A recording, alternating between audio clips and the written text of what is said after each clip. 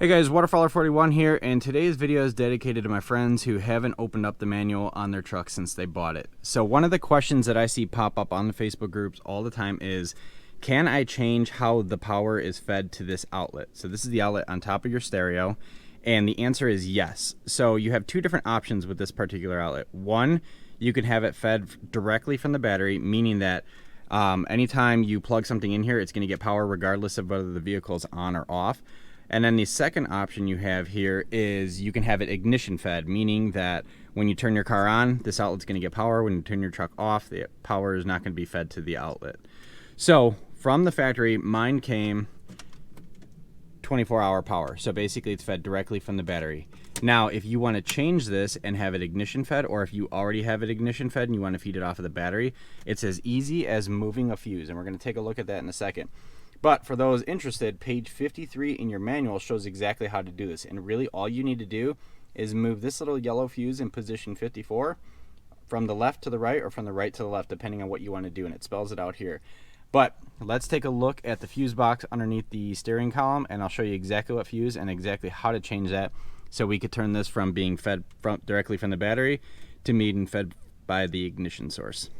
All right, the first thing you're going to want to do is undo the two 7mm screws that are holding this panel underneath the steering column, because you need to get access to that fuse panel underneath here.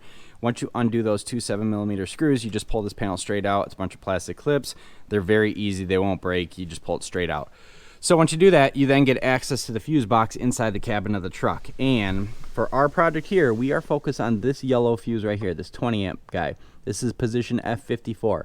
F54 is an option to power that outlet via the battery, so always have power regardless of the vehicle being on or off, or having it fed by an ignition source. So if you want to switch it, so right now mine's being fed by the battery, so it's to the left position.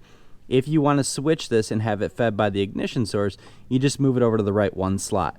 So right now, like I said, mine's fed by the battery and I want to feed it off the ignition, so I'm going to pull this fuse out and then pop it back into the right, and then we'll have power only when the truck is on.